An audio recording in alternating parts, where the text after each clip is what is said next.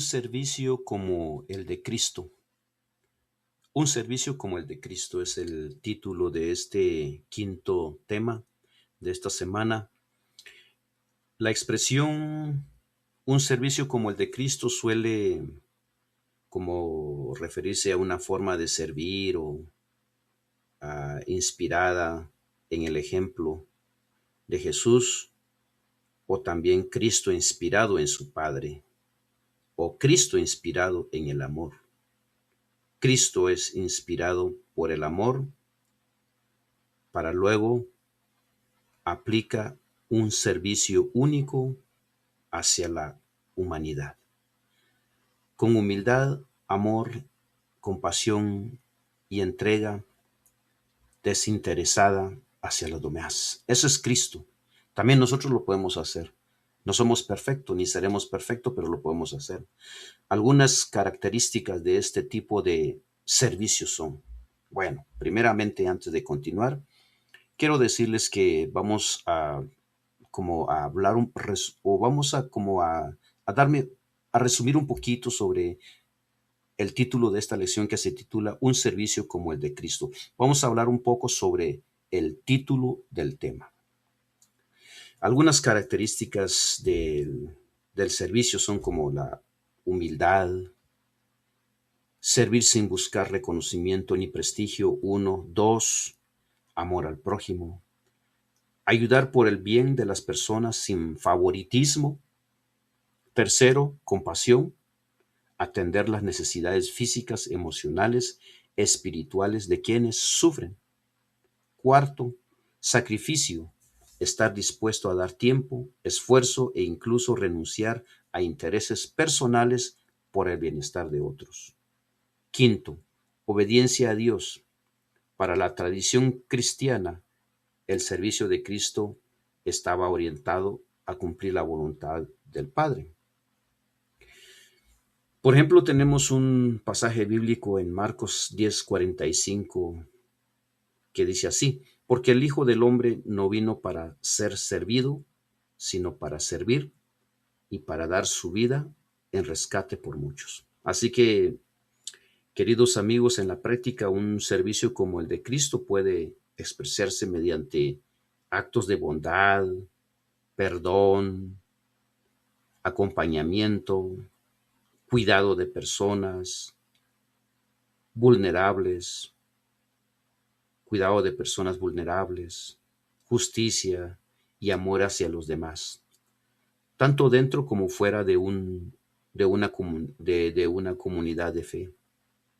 Ese es como una corta explicación, una corta referencia sobre el título de esta lección de esta semana.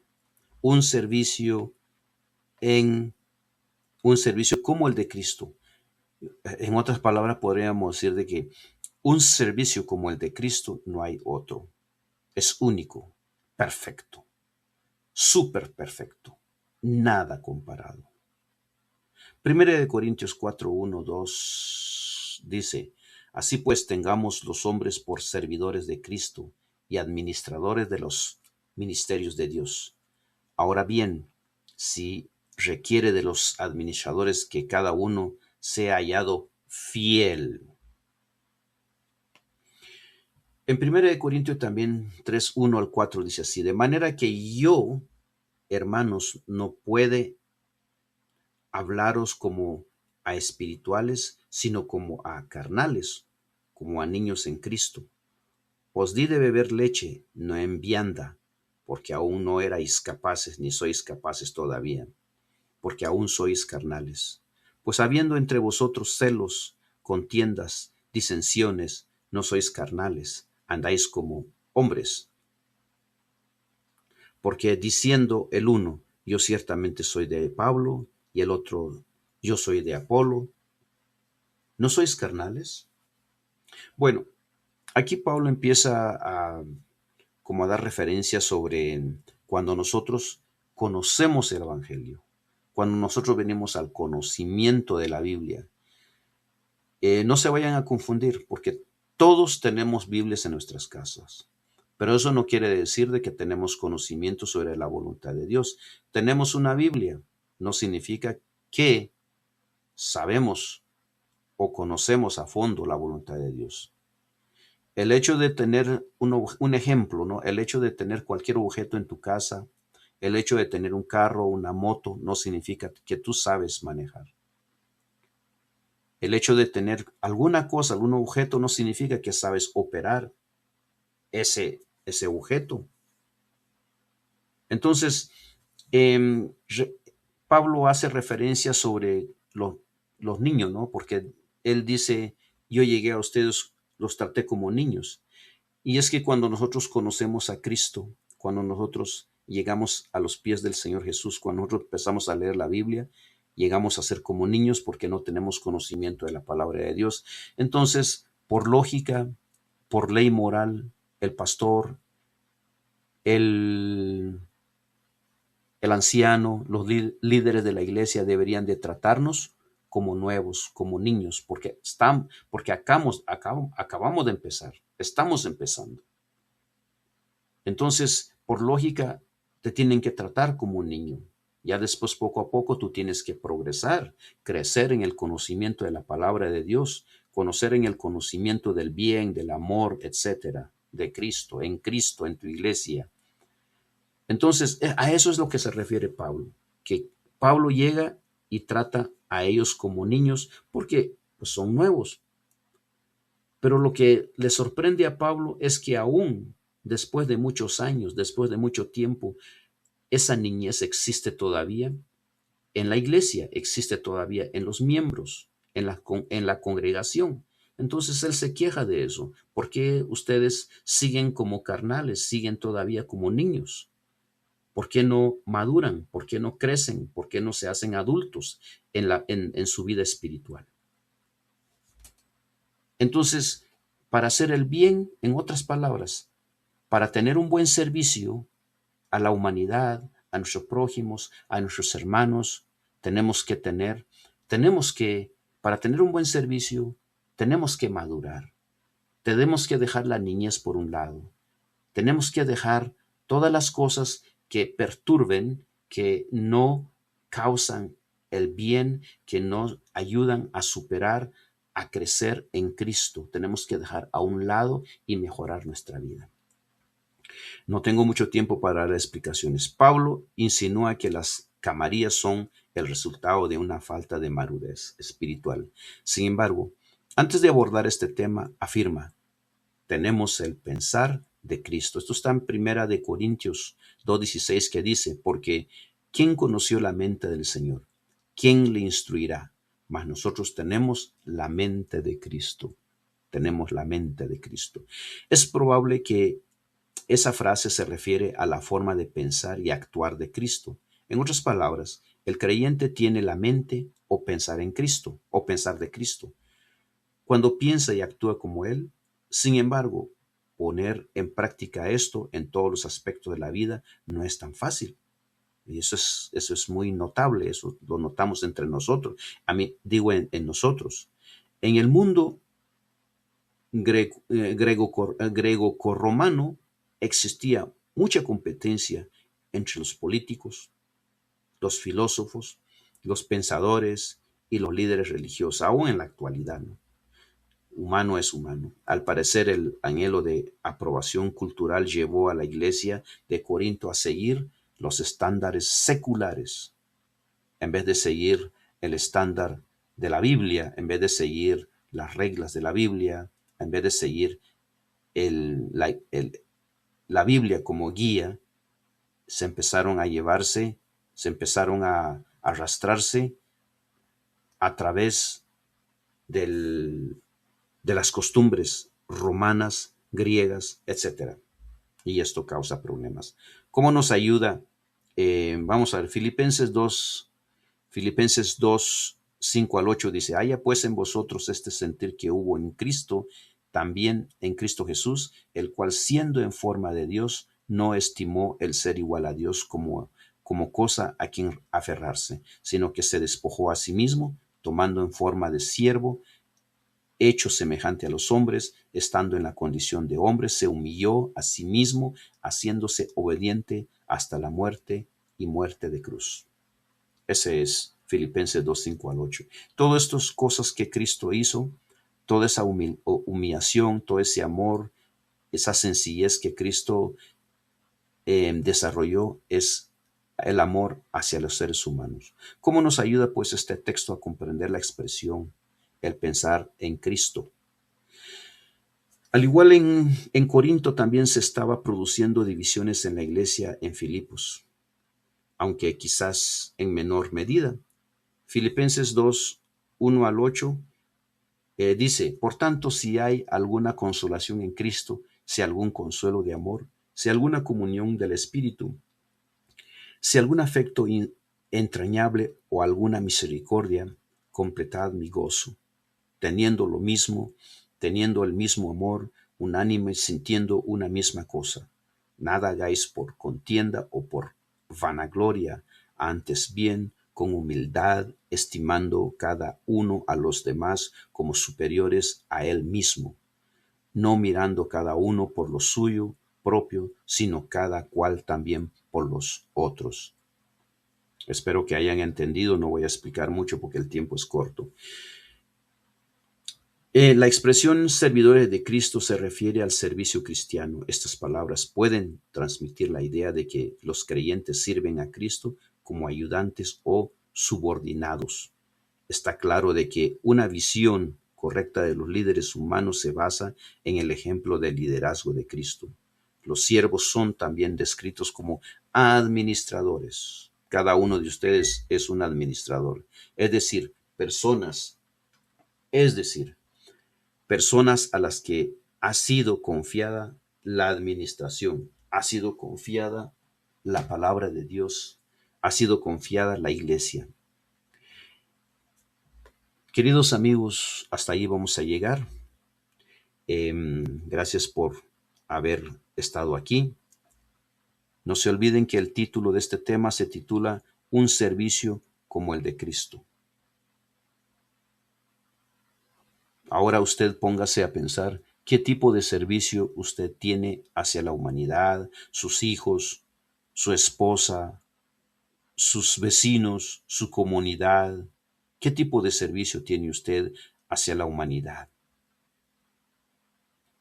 Hasta ahí llegamos. Tengan ustedes un buen día. Ahora vamos a seguir el siguiente tema.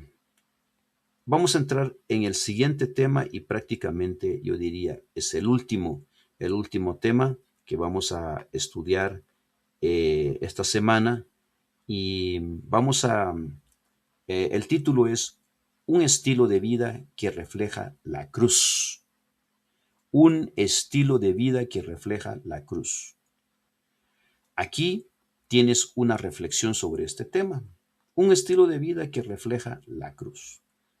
Reflejar la cruz no significa solo creer en el sacrificio de Cristo, ir a la iglesia, sentar ahí en las bancas, servir, tratar de hacer muchas cosas, sino vivir de una manera que manifieste su carácter cada día en usted, en mí y en todos. Es un llamado a negar el egoísmo. ¿Qué es el egoísmo? El egoísmo es sentirse, es sentirse uno mismo, sentirse uno importante, sentirse uno eh, extremadamente querido, sentirse uno número uno dentro de la congregación, sentirse uno mejor, sentirse uno el único y no querer compartir y no querer uh, compartir los sentimientos, un abrazo, un buen sentimiento, una buena actitud, pensar bonito y compartir a la congregación. El egoísmo es todo lo contrario del amor. El egoísmo es todo lo contrario del servicio de Cristo. Amar, eh, amar incluso cuando cuesta. perdonar como hemos sido perdonados y servir a los demás con humildad. Bueno, queridos amigos, estamos dando un poco de detalles sobre el título de este tema. Estamos hablando sobre el título del tema, un estilo de vida que refleja la cruz. Un estilo de vida que refleja la cruz se caracteriza por amar sacrificialmente, poniendo el bienestar de otros por encima de sus intereses personales, su familia, qué sé yo, cosas. Está difícil esto, pero es la verdad. Vivir en humildad, reconociendo que la verdadera grandeza está en servir. Imagínese usted es un millonario, usted es un rico y tener que vivir en humildad y tener que portarse, imagínese bajar a la altura de un campesino, de una persona sencilla que no tiene educación escolar. Imagínese un abogado, un doctor, un alguien, tener que rebajarse a la altura de una persona sencilla, humilde. Imagínense. Perdonar y buscar la reconciliación aun cuando sea difícil. Cuarto, permanecer fiel a Dios en medio de las pruebas. Quinto, practicar la obediencia y la integridad en todas las áreas de la vida. Mostrar, el último es el sexto, mostrar compasión hacia quienes sufren y extender gracia a quienes la necesitan. La cruz también recuerda que la esperanza sigue al sacrificio. Así como la muerte de Cristo dio paso a la resurrección, una vida entregada a Dios produce transformación, paz y un testimonio que impacta a otros. Como enseña el Evangelio según Lucas 9:23, que dice así: si alguno quiere venir en pos de mí, niéguese a sí mismo, tome su cruz cada día y sígame. La epístola a los Gálatas 2:20 expresa de esta transformación. Dice así: con Cristo estoy juntamente crucificado, y ya no vivo yo, mas vive Cristo en mí. Vivir reflejando la cruz es permitir que el amor, la humildad, la obediencia, el sacrificio de Cristo se haga visible en nuestras decisiones, palabras y acciones cada día. El hecho de que no debamos formar grupos cerrados o camarillas, especialmente en torno a los líderes humanos, no significa que no debamos apoyar a nuestros dirigentes.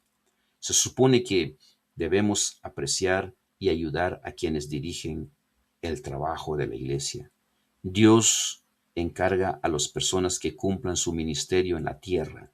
Los líderes de la iglesia que muestran un estilo de vida que refleja la sumisión representada por la cruz son dignos de ser escuchados y seguidos. Esto es nuestra lectura, ¿no? De este título, que se titula un estilo de vida que refleja a la cruz. Y sigue, dice así: esto es así porque solo la cruz tiene el poder de revertir cualquier forma manipulada del control a favor de la sumisión a la palabra de Dios.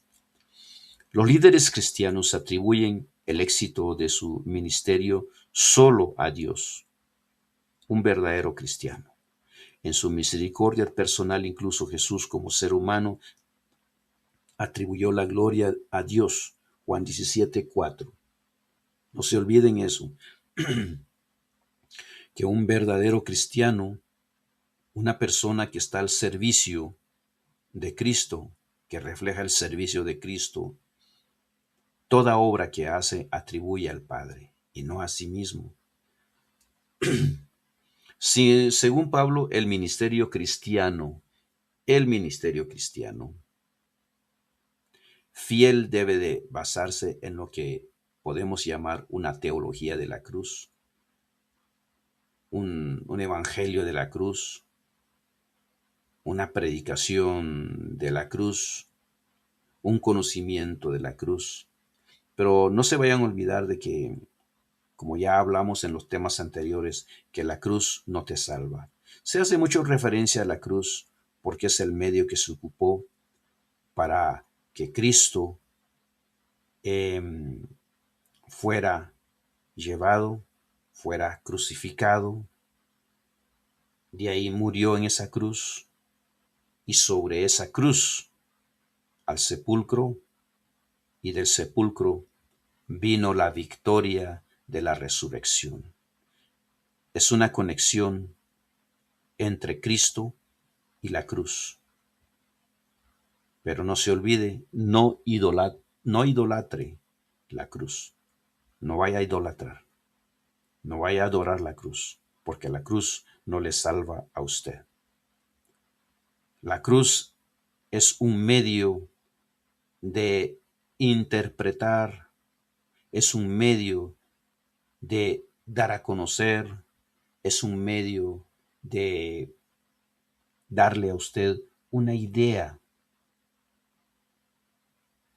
de los sufrimientos que llevamos como cristianos, y eso es como nuestra cruz.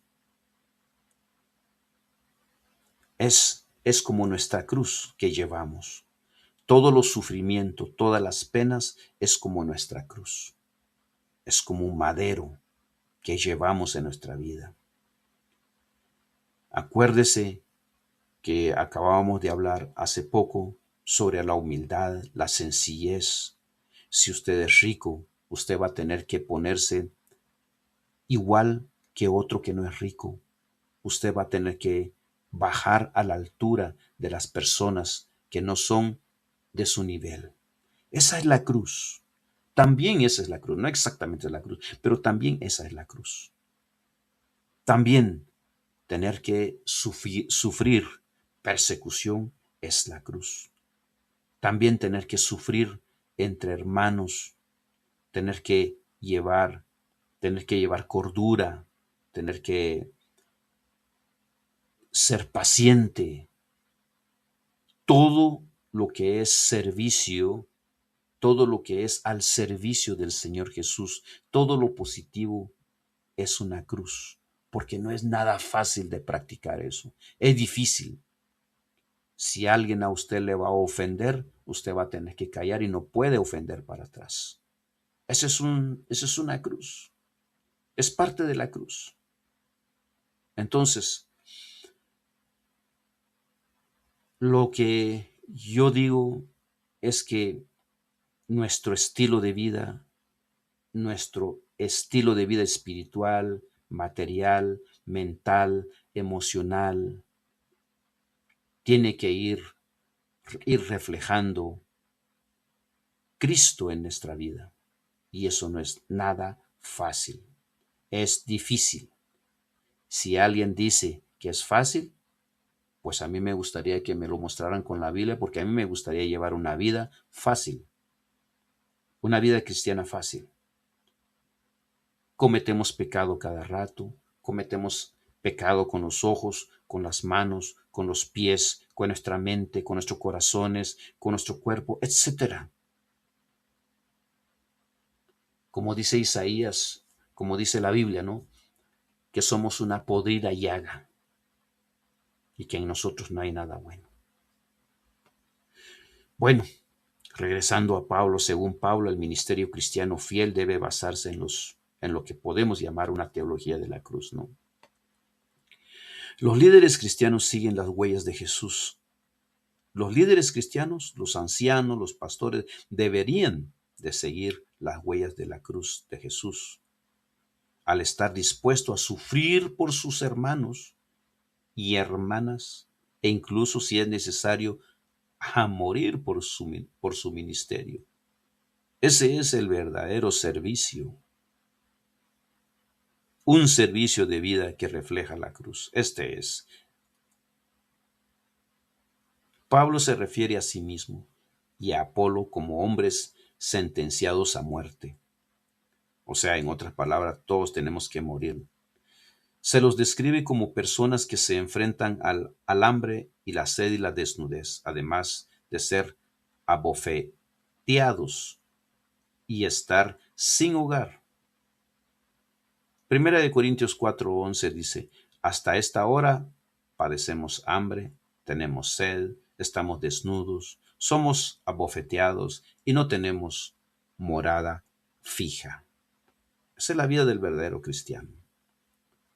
Primera de Corintios 4:9 dice, porque según pienso, Dios ha exhibido a nosotros los apóstoles como postreros, como a sentenciados a muerte, pues hemos llegado a hacer espectáculos al mundo y a los ángeles y a los hombres. Primera de Corintios 4:12-13 dice, nos fatigamos trabajando con nuestras propias manos, nos maldicen y bendecimos. Padecemos persecución y la soportamos. Nos difaman y rogamos. Hemos venido a ser hasta ahora como la escoria del mundo, el desecho de todos. Qué triste, ¿no? La vida de un cristiano. Primera de Corintios 4:8, ya estáis saciados, ya estáis ricos, sin nosotros reináis. Y ojalá reinaseis para que nosotros reinasemos también juntamente con vosotros. Primera de Corintios 4:10 dice, nosotros somos insensatos por amor de Cristo, mas vosotros prudentes en Cristo. Nosotros débiles, mas vosotros fuertes. Vosotros honorable, mas nosotros despreciables.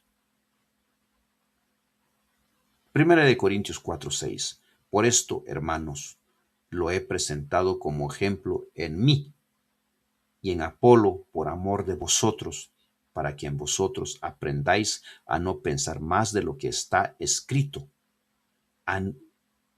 Dice, no sea que por causa de uno os envanezcáis unos con otros. Bueno, ¿cuánto ha sufrido Cristo? ¿Cuánto han sufrido los apóstoles? ¿Cuánto han sufrido los hermanos de la Edad Media en diferentes siglos? Y finalmente, ¿cuánto han sufrido los verdaderos hermanos en la actualidad? Queridos amigos, este tema contrasta la opinión, la predicación, contrasta la vida de los pastorcitos en la actualidad que tienen mansiones, que tienen avionetas, que tienen aviones carísimos, viajan en aviones, cobran por una oración, cobran por cantar un himno, mucho dinero, cobran mucho dinero por ir a predicar. El dinero primero. Solo por ir a predicar piden dinero. Contrasta totalmente. Los textos que leímos contrasta, no se pone de acuerdo con estos pastorcitos de la actualidad. De estos pastorcitos, de estos ministros que van a las mejores universidades y ya cuando salen, a través de su título, ellos quieren engancharlo a usted.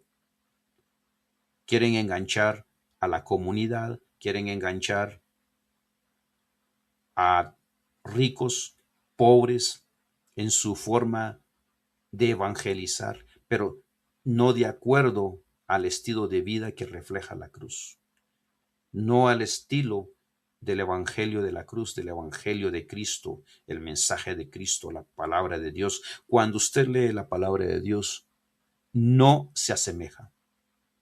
Hay un contraste. Por eso los invito, por favor, a leer su Biblia. Lean su Biblia, por favor, para que no sean engañados. Lean su Biblia, para que no digan que yo aquí estoy diciendo cosas que no debo. Lean mejor su Biblia. Ahí tienen la verdad. Cuídense mucho. Hasta pronto.